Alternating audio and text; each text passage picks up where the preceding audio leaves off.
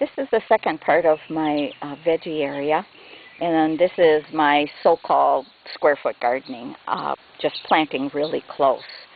I amended the soil the same way I did over on the other end of the garden with the squash or the zucchini.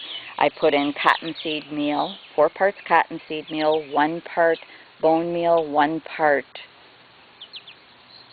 kelp meal, and a little bit of lime, probably like a couple tablespoons of lime.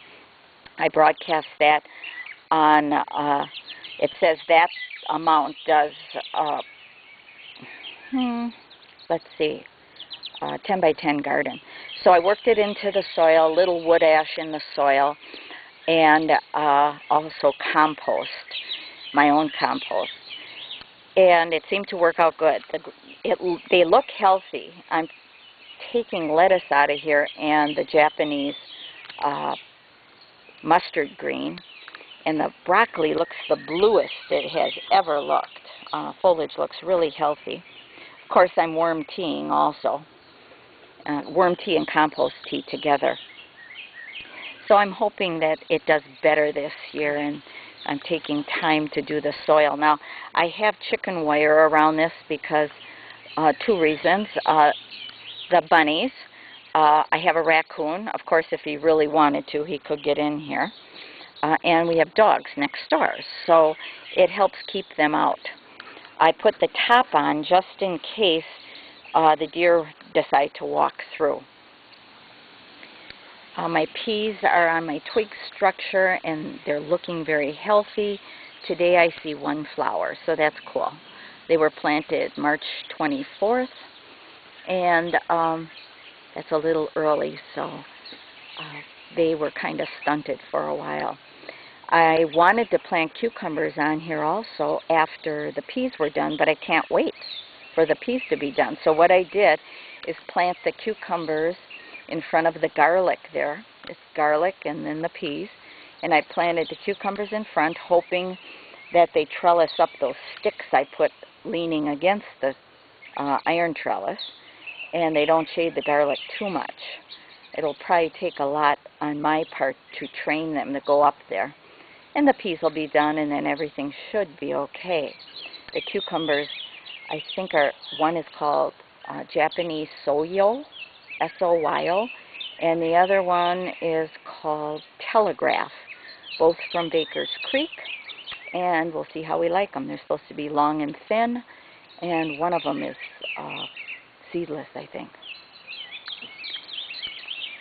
Yes, I have to take, it's not too hard to take the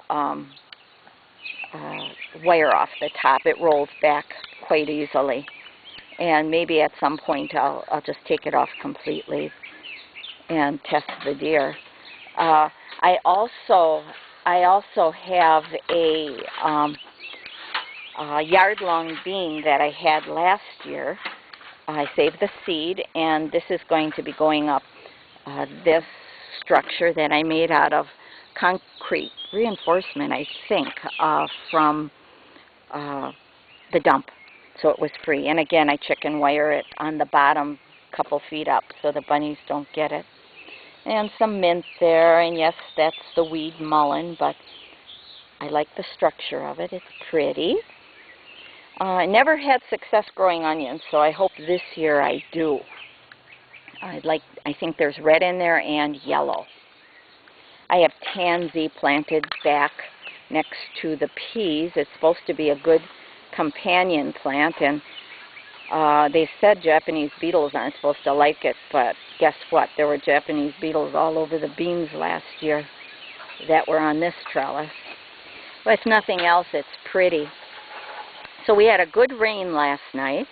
The blue bottles on the rebar here are just so the kids and I don't walk into the chicken wire by mistake. Kind of guides us through. Plus, you know how much I like blue. So that's my garden, and my veggie garden. And I can show you the pots, too, that I'm planting in. Come visit my website, because probably the still pictures will be on my website. And again, I use the concrete reinforcement for these tomatoes. And I anchor them in with some hairpins that I make from coat hangers. And it's free and they work good. The tomatoes really do get that tall. At least last year they did. I planted some marigolds sporadically too around the garden, some orange marigolds. And I hope my experiment works with soil. And thank you for viewing my video. And again, please come visit my website, www.larksperennials.com, and let's chat about our gardening. I'd like to know what you're doing and see some pictures. Thank you. Bye-bye.